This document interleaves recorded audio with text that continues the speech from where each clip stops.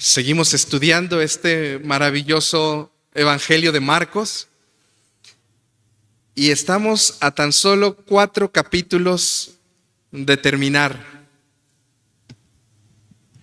Tal vez usted diga, ¿qué no tiene 16? Y vamos a terminar el 7. Bueno, es que recuerde que del 11 al 16 los estuvimos viendo en Semana Santa, en las predicaciones. Durante las 2 semanas de Semana Santa estuvimos estudiando los capítulos del 11 al 16. Así que solamente nos falta capítulo 8 al 10. Y hoy, si el Señor nos lo permite, terminaremos el capítulo 7.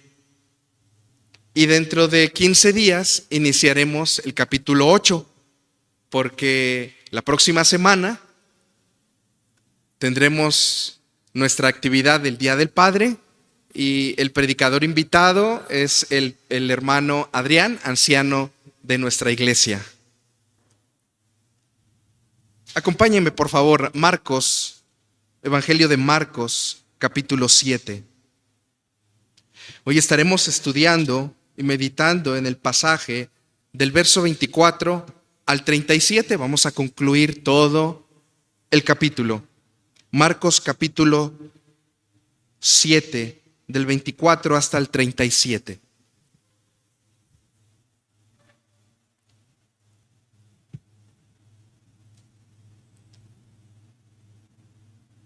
Permítame orar. Señor, en el nombre de Jesús, Padre, queremos poner en tus manos este tiempo. Queremos suplicarte, Señor, que sea tu Espíritu Santo el que hable a nuestra vida.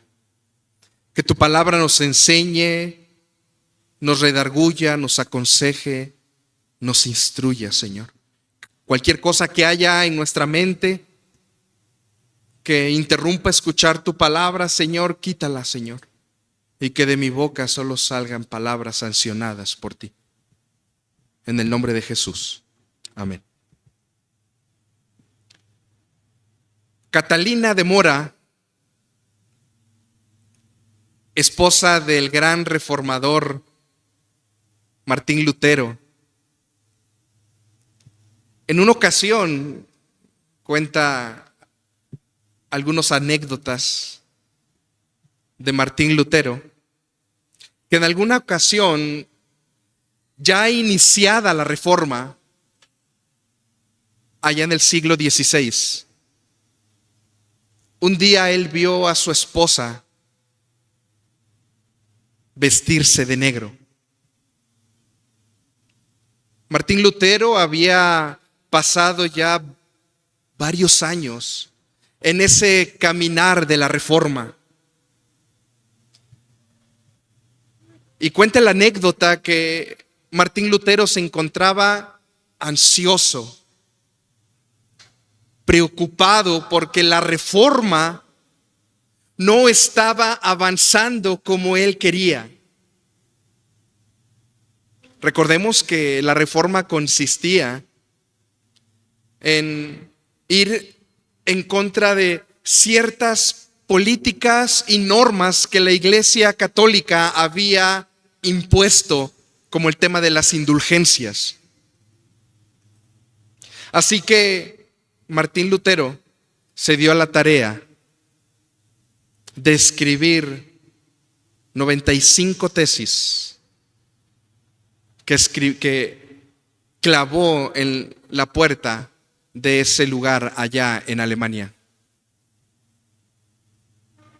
Él creyó que este caminar de la reforma iba a ser un poco más explosivo, pero su preocupación lo llevó a olvidarse de tener una comunión con Dios. Él mismo narra que había dejado de orar. Él mismo dice que había dejado de leer la Biblia. Y al ver a su esposa vestida de negro, le preguntó: ¿por qué te vistes así, mujer? Y la respuesta de ella fue: porque Dios ha muerto. Y él dijo: ¿qué herejía estás diciendo? ¿Cómo es posible que tú, habiendo creído en él, hoy puedas decir que él está muerto?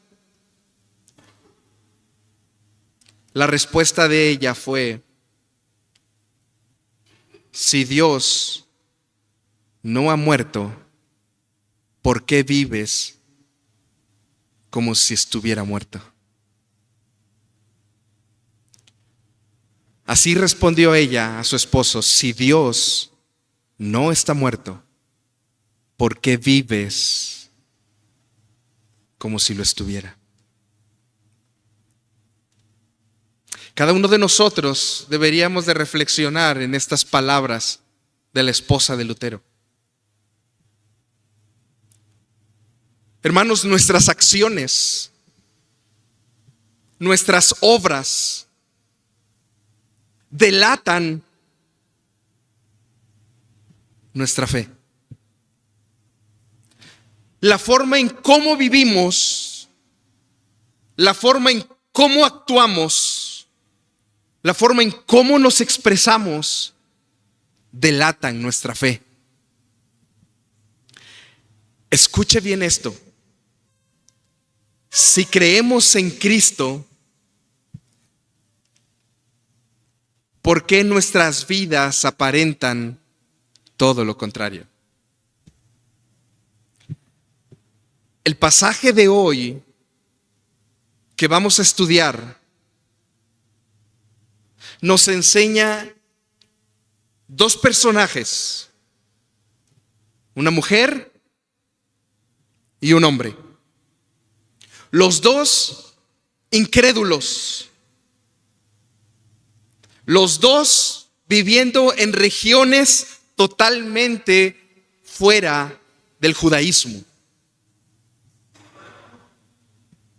Así que le voy a invitar a que iniciemos nuestra lectura en el verso 24. Marcos capítulo 7, verso 24 en adelante. Dice así la palabra de Dios: levantándose de allí, se fue a la región de Tiro y de Sidón. Estamos hablando de Jesús. Levantándose de allí, se fue a la región de Tiro y de Sidón y entró en una casa. No quiso que nadie lo supiese, pero no pudo esconderse. Hermanos, el Señor Jesús, con la intención de descansar un poco de lo abrumador que había sido los días anteriores, la tormenta en el mar de Galilea, la alimentación de los 5,000, el Señor Jesús quiso alejarse de Judea. Y se alejó y llegó a un lugar muy al norte de Galilea. El mar de Galilea, y muy al norte, pegado al mar del lado izquierdo, se encontraba Tiro y Sidón, una región, en ese momento se conocía toda esa región como Fenicia, hoy Líbano. Hermanos, en aquel tiempo, este lugar de Tiro y Sidón, en el tiempo de Jesús, representaban la máxima expresión del paganismo. El Señor Jesús se fue a meter a una región totalmente pagana, llena de gentiles. Es decir, no había pueblo judío a quien compartir ahí el evangelio. Verso 25. Porque una mujer cuya hija tenía un espíritu inmundo, luego que oyó de él, vino y se postró a sus pies. Algunos autores creen que no se trataba de una niña, sino ya de una mujer, tal vez adulta, en edad casadera. La mujer era griega y sirofenicia de nación. El Evangelio de Mateo agrega que era cananea. Y le rogaba que echase fuera de su hija al demonio. Pero Jesús le dijo: deja primero que se sacien los hijos, porque no está bien tomar el pan de los hijos y echarlo a los perrillos. Hermanos, podríamos estar escuchando una expresión dura de nuestro Señor Jesucristo. El Señor, recuerden, había llegado a una región totalmente incrédula. Una región en donde no conocían seguramente de la palabra de Dios, de la Torá, del Tanaj, de las enseñanzas de Abraham, de Moisés. Pero resulta que esta mujer tal vez pudo haber escuchado en algún momento de Jesús. Y dice que llegó delante de Jesús. El Evangelio de Mateo expresa, el Evangelio paralelo en Mateo, dice que le gritó: Hijo de David, ten misericordia de mí. Marcos no lo menciona, pero Mateo en un mensaje paralelo menciona estas palabras de esta mujer. Y le dice la mujer que echara fuera el demonio de su hija. Pero Jesús le dijo: deja primero que se sacien los hijos. ¿A qué se estaba refiriendo, hermanos? ¿A qué hijos el Señor Jesús se estaba refiriendo? Y cuando dice a los perrillos, ¿a quién se estaba refiriendo? Cuando el Señor Jesús hace referencia de los hijos, se refería a su pueblo, al pueblo de Israel, al pueblo judío,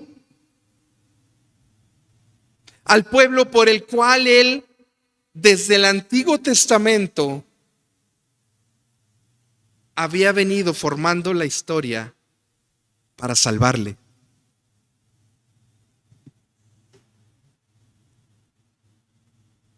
Porque no está bien tomar el pan de los hijos y echarlo a los perrillos.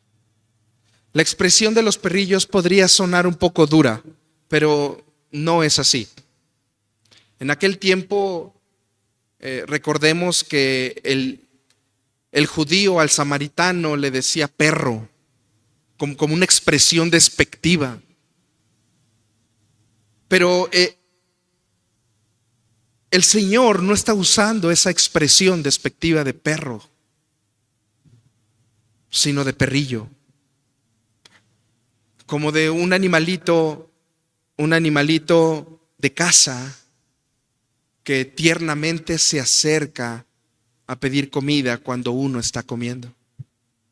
A diferencia de la expresión de los perros, que eran animales que no eran domésticos, sino eran animales del campo, animales salvajes. Por eso los judíos le decían así a los samaritanos, haciendo referencia a animales salvajes. Pero el Señor Jesús no usó esta expresión, sino usó una expresión más tierna. Yo tengo un perrito, un schnauzer, Gropius, muy tierno, que se acerca. Ahorita está en casa de mis suegros porque no lo podemos tener aquí. Y si usted tiene algún animalito en casa, un perrito, habrá de entender cómo de repente está uno comiendo y se acerca un poco tímido, buscando algo de comer. Y el Señor les dice: el Evangelio es traído primero a los judíos. Veamos la respuesta de esta mujer. Verso 28. Respondió ella y le dijo: sí, Señor, pero aún los perrillos debajo de la mesa comen de las migajas de los hijos. La fe de esta mujer, esta fe no la había encontrado ni siquiera en Judá. Allá en Judea no había encontrado en los fariseos esta fe. Incluso en muchos de sus discípulos, esta fe no estaba completamente firme, como en el caso de la mujer. ¿Recuerdan a los discípulos en el tiempo de la tempestad? ¿Quién es este? ¿Quién es este que aún los vientos y la tormenta le obedecen? Bueno, esta mujer, en un lugar de oscuridad, en un lugar de incredulidad, la fe de esta mujer se hizo presente. El Señor Jesús en ese momento le estaba diciendo: tú eres inmerecedora de su gracia. Tú eres inmerecedora de la gracia de Dios. Por a quien yo he venido es a los hijos, al pueblo judío, al pueblo hebreo. Hermanos, ¿en qué nos parecemos usted y yo con esta mujer? ¿Ha logrado notar esta conexión entre esta mujer de Tiro y de Sidón en un lugar de incredulidad, de oscuridad? ¿En qué nos parecemos? Usted y yo, como la mujer, somos inmerecedores de su gracia. Pero solo por medio de Jesús hemos hallado gracia delante del Padre. ¿Se acuerda del pasaje de Juan, capítulo 1, verso 11 y 12? A lo suyo vino, pero los suyos no le recibieron. El Señor Jesús había venido a su pueblo, al pueblo hebreo, al pueblo judío. ¿Y qué hizo el pueblo judío? Lo rechazó por completo. No quiso saber de él. Y el pasaje sigue diciendo que en relación a lo que el pueblo judío hizo, usted y yo hemos hallado gracia delante de él. Mas a todos los que le recibieron, a los que creen en su nombre, les dio potestad de ser hechos hijos de Dios. Estaba a punto de ponerle al pasaje de hoy. Siempre vienen a mi mente varios pasajes. Uno de ellos era, varios títulos, y uno de ellos era de perrillo a hijo. Eso éramos usted y yo, hermanos. Unos perrillos. El Señor Jesús nunca tuvo la intención de causar un daño con esa palabra. Lo que estaba diciendo que Él había venido primero a su pueblo.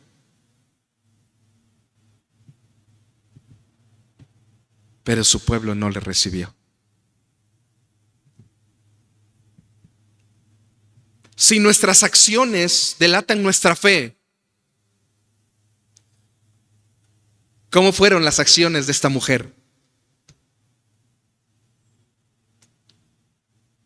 De adoración, hermanos. La mujer creyó que ese hombre que estaba entrando a su tierra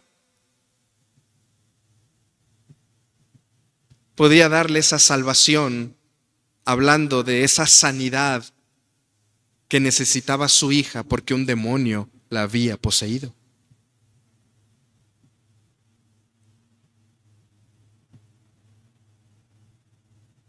Las acciones de la mujer la delataron, pero en adoración.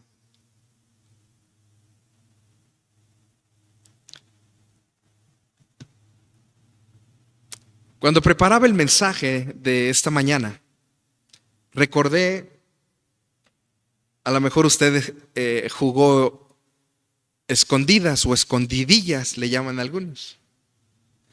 Y de chiquitos nos escondíamos en todas partes. Y ahí estaba la persona, el niño contando 1, 2, 3, ya llegaba a contar el número que se había quedado y empezaba a buscar. Y encontraba y decía, 1, 2, 3 por César. ¿Se acuerdan qué hacía César? El que había encontrado primero empezaba a delatar a todos. Ahí detrás del auto está fulanito de tal. Y allá atrás del árbol se encuentra. Y empezaba a delatar a los demás.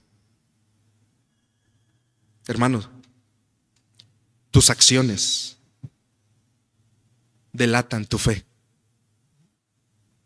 Yo espero que la forma en que estén delatando tu fe sea como esta mujer en adoración.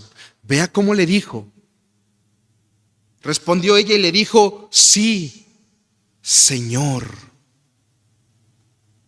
Esta expresión de Señor solamente se usaba para reconocer a alguien más grande que esa persona. Y esa mujer,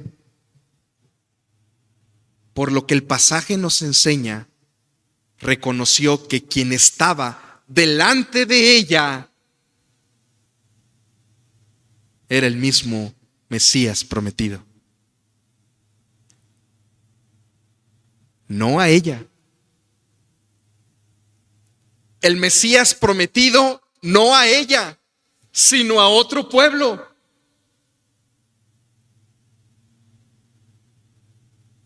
El que estaba delante de ella era el Hijo de Dios.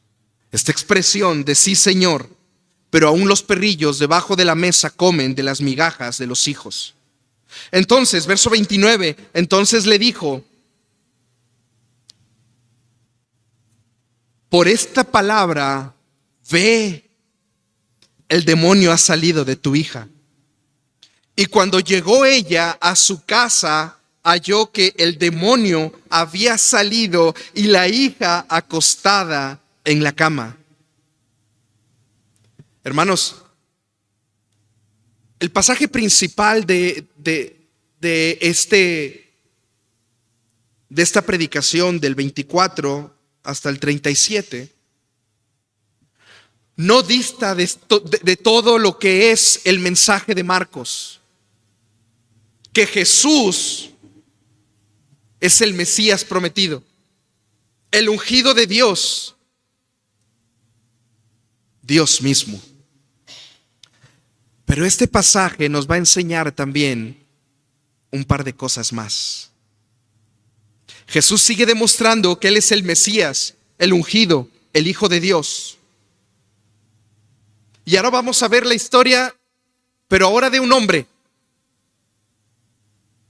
Vamos a dejar tantito a la mujer sirofenicia y vamos a la historia de un hombre. Verso 31. Volviendo a salir de la región de Tiro, vino por Sidón, es decir, empezó a bajar, vino por Sidón al mar de Galilea y todavía hacia el sur del mar de Galilea, pasando por la región de Decápolis. Oiga, esta palabra de Decápolis, esta región de Decápolis, ¿le suena algo? ¿Recuerdan que hace unos pasajes atrás veíamos de un endemoniado que vivía en la región de Decápolis? La región de Decápolis, recuerden, estaba formada por 10 ciudades, donde Gadara, donde se encontraba el endemoniado, formaba parte de esta región de Decápolis. El Señor Jesús deja esa zona de oscuridad, esa zona de gentiles, pero ahora baja a otra región incrédula, Decápolis. Baja otra vez a otra región donde no hay presencia de judíos, donde no hay presencia de su pueblo. El Señor Jesús empezaba a dar una muestra de lo que Él quería hacer con todas las naciones. Dar libertad, como se lo prometió a Abraham. Haré de ti una nación grande. Abraham no era judío. Abraham no era judío. Todavía ni siquiera el pueblo judío había sido formado. Lo estamos viendo en la clase de Génesis. Hasta después de Abraham, Isaac y luego Jacob, que fue formado Israel con sus 12 hijos, fue como inicia el pueblo de Israel. Y más tarde dividiéndose entre Israel y Judá. El Señor Jesús, en este hermoso pasaje, nos está mostrando que usted y yo, que no somos judíos, que no somos su pueblo escogido allá en el Antiguo Testamento, tenemos acceso a la gracia de Dios. Hermanos, este pasaje llenó de ánimo mi vida. ¿Sabe por qué? Porque usted y yo estábamos perdidos y el Señor nos encontró. El Señor nos ha dado vida eterna por su gracia. Solo por medio de Jesús hemos hallado gracia delante del Padre. ¿Recuerda el pasaje de Hechos capítulo 4, verso 12? No lo busque. Yo se lo voy a repetir.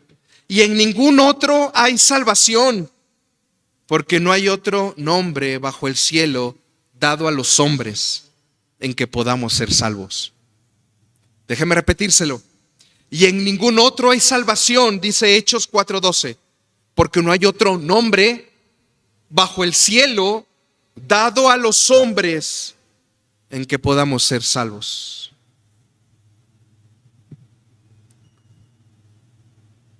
Verso 32. Y le trajeron un sordomudo y tartamudo y le rogaron que le pusiera la mano encima. Yo no sé si usted alguna vez ha tenido contacto con una persona totalmente sorda de nacimiento.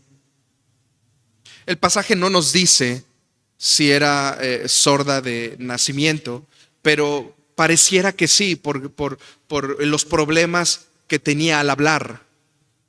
Yo conocí en la Mixteca, o conozco en la Sierra Mixteca, una familia que tuvo hijos sordomudos. Uno de los jovencitos es de mi edad. Bueno, nos conocimos muy pequeños, 6, 8 años, cuando mis papás me llevaban a la Sierra Mixteca, a esas caravanas médicas que les he contado que hacían. Entonces yo conocí a ese jovencito sordomudo, muy fuerte, hoy ya un hombre con familia, con hijos. Uno de sus hijitos salió también con este problema. Pero él no puede entablar una conversación. Y pareciera que la persona de la que está describiendo el Señor Jesús podía tal vez expresar algunas palabras, porque dice que tartamudeaba. Este joven del que les cuento era de nacimiento, así que posiblemente nunca había escuchado o nunca ha escuchado el sonido de una palabra, y es por eso que no sabe pronunciarla. El hombre con el que Jesús tuvo este encuentro dice que era un sordo y tartamudo. La Nueva Biblia de las Américas habla de una persona con problemas para hablar. Verso 33. Y tomándole aparte de la gente, escuche lo que hizo el Señor. Metió los dedos en las orejas de él y escupiendo tocó su lengua. ¿Qué es lo que hizo el Señor Jesús con personas a quien él iba a sanar? Recordemos al paralítico allá, Marcos capítulo 2. ¿Recuerdan las palabras que le dijo el Señor Jesús? Le dijo, levántate y anda. Y enseguida esa persona se levantó y anduvo. ¿Por qué? Porque entendió lo que Jesús le estaba diciendo. A este sordomudo o sordo y tartamudo, Jesús no le podía decir lo mismo, porque iba a ver que solo se abría la boca del Señor. Es por eso que usó esta idea como de señas. No sé si ya había el lenguaje de señas. Algunos autores creen que aún no existía un lenguaje de señas, porque los religiosos de ese tiempo creían que las personas que tenían este tipo de problemas estaban viviendo en pecado o había un pecado sobre ellos. Es por eso que el Señor Jesús usó esta idea de comunicar al sordomudo o al sordo tartamudo lo que estaba a punto de hacer. ¿Qué estaba a punto de hacer? De sanarlo. Y tomándole aparte de la gente, es decir, lo jaló, lo llamó y le dijo, le enseñó con sus manos, metió los dedos en las orejas de él y escupiendo tocó su lengua. Déjeme leer un pasaje de Isaías, porque esta enseñanza es una enseñanza profética. Hay una profecía mesiánica acerca de Jesús en Isaías capítulo 35, versos 5 y 6. Entonces los ojos de los ciegos serán abiertos y los oídos de los sordomudos, de los sordos se abrirán. Entonces el cojo saltará como un ciervo y cantará la lengua del mudo, porque aguas serán cavadas en el desierto y torrentes en la soledad. Hermanos,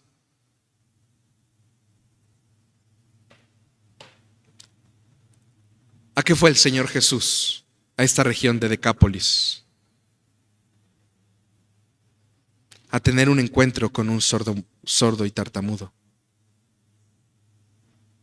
Así como lo hizo días o meses atrás con aquel endemoniado. ¿Recuerdan lo que platicamos con el endemoniado? Iban en el mar de Galilea. Durante la madrugada se soltó la tempestad. Llegaron en la madrugada a Decápolis, a la zona de Decápolis, especial a Gadara. Y resulta que bajándose tuvo el encuentro Jesús con el endemoniado.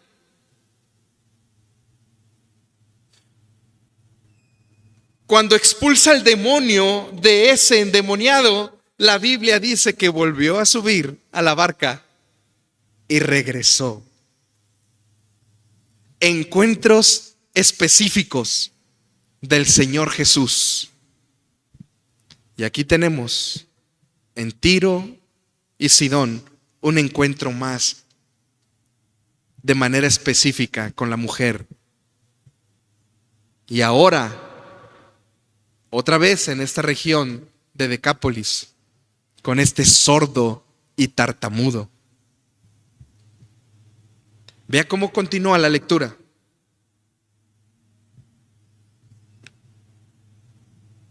Verso 34, y levantando los ojos al cielo, gimió y le dijo, Efata, es decir, sé abierto.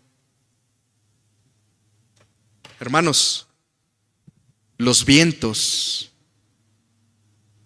se postran ante la obediencia de nuestro Señor. La tempestad, la tormenta se postra ante la palabra de nuestro Señor Jesucristo. la enfermedad,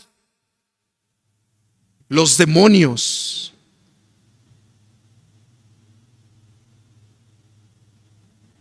Ante la palabra de nuestro Señor Jesucristo, obedecen. Y esta no fue la excepción. Esa palabra efata en arameo, sé abierto. Verso 35.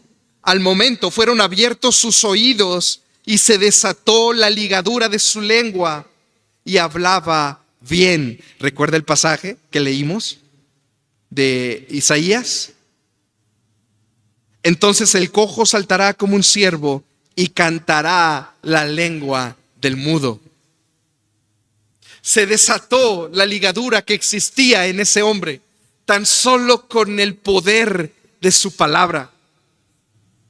Sé abierto. Verso 36. Y le mandó que no le dijesen a nadie, pero cuanto más les mandaba, tanto más lo divulgaban. Extraña petición de nuestro Señor Jesucristo, ¿no? ¿Qué le pidió a este hombre?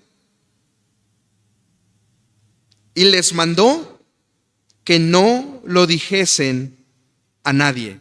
Qué extraña petición. Pero recordemos que esto que el Señor Jesús hace constantemente, lo hizo con otros enfermos, con otros que habían sido sanados. Aquel leproso, ¿se acuerdan del leproso en capítulos anteriores? Donde le dijo, no menciones nada de esto. ¿Y qué fue lo que hizo? Fue y le habló a la gente lo que había hecho. Algunos creen que la razón por la que Jesús pedía que no hablaran es porque lo que conocemos como Semana Santa ya estaba muy cerca, estaba a unas semanas, y el Señor Jesús no quería que se adelantaran estas presencias de alguna manera, que se enteraran los judíos de lo que Jesús estaba haciendo y fueran a buscarlo y encarcelarlo. Pero en estas regiones, pues muchas veces los judíos no se encontraban. Hay autores que creen que había otra razón. Y yo quiero pensar que esa era la segunda razón. Si en esos momentos estos hombres que fueron sanados llevaban hacia la gente esta información o noticia de que habían sido sanados por Jesús, simplemente iban a saber que un hombre los sanó.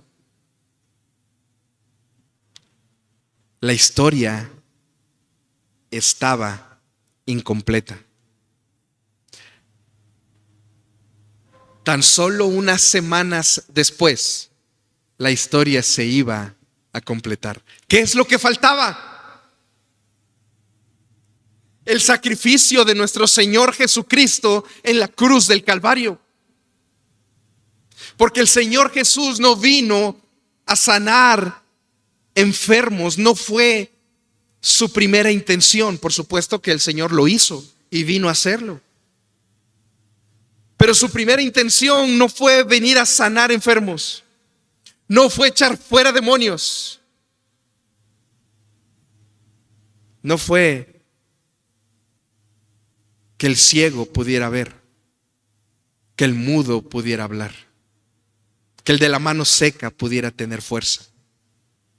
La razón por la que el Señor Jesús vino es para darte salvación a ti y a mí, para darnos perdón, para que tú y yo pudiéramos ser merecedores de su gracia.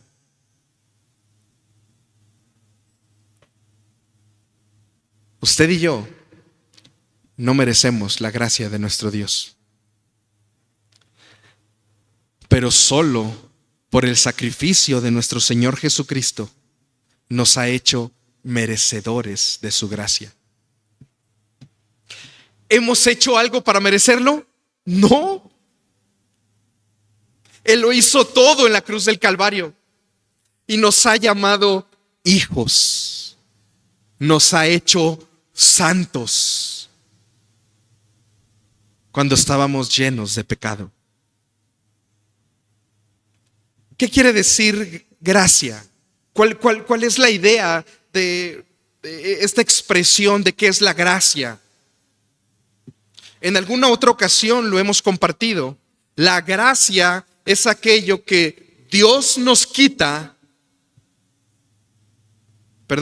Dios nos da sin merecerlo.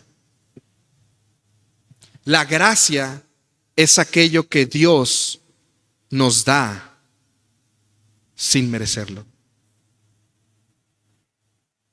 La vida eterna.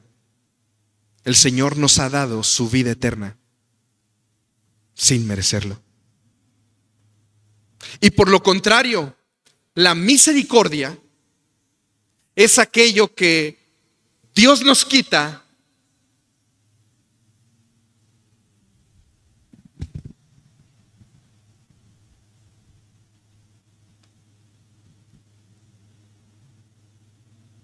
este micrófono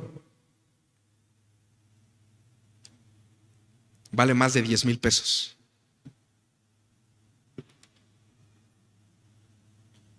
Y hubo alguien que trabajó para obtenerlo. El dueño de este micrófono merece gozar de este micrófono, porque el dueño pagó y trabajó para tenerlo. ¿Cómo se sentiría el dueño de este micrófono si llego yo y se lo quito?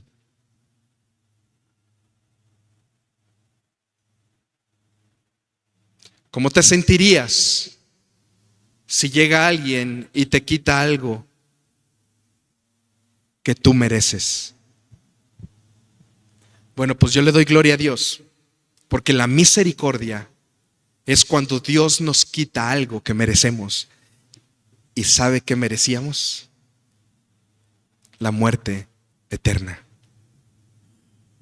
Gloria a Dios que nos ha quitado a todo aquel que ha venido a Cristo en arrepentimiento y fe. Nos ha quitado algo que merecíamos por nuestro pecado.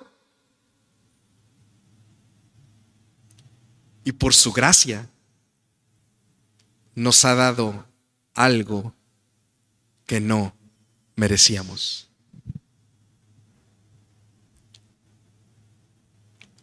Días atrás,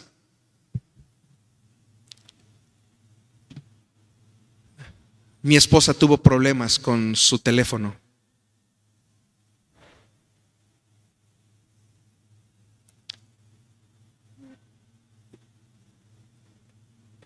Y hubo alguien que llegó y compartió con ella un teléfono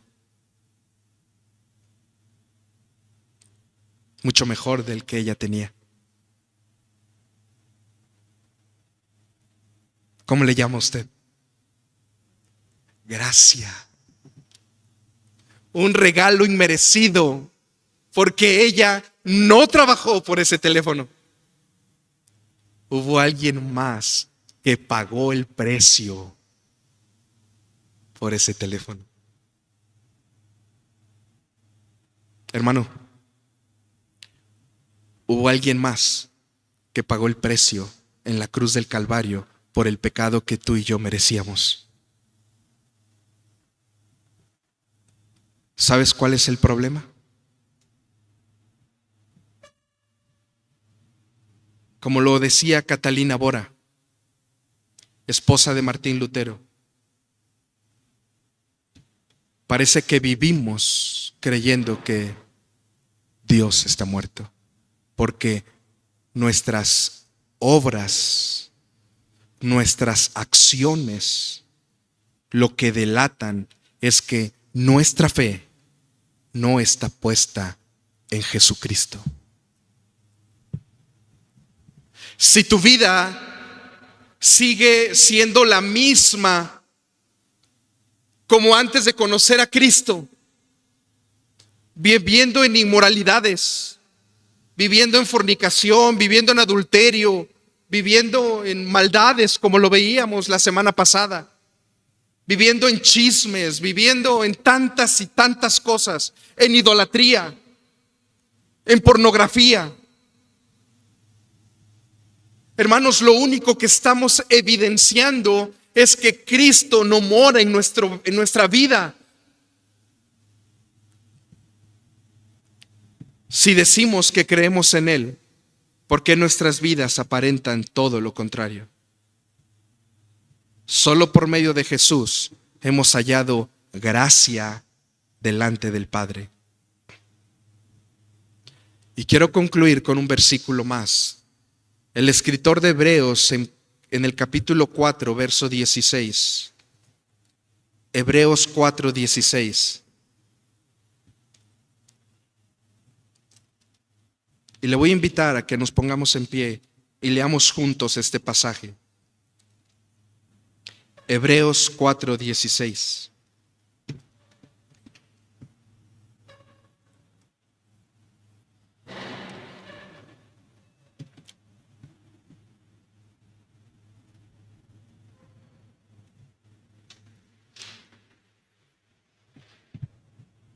Dice así la palabra de nuestro Dios.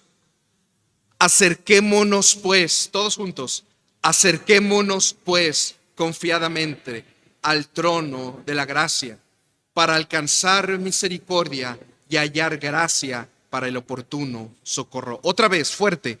Acerquémonos pues confiadamente al trono de la gracia para alcanzar misericordia y hallar gracia para el oportuno socorro. Inclina tu rostro.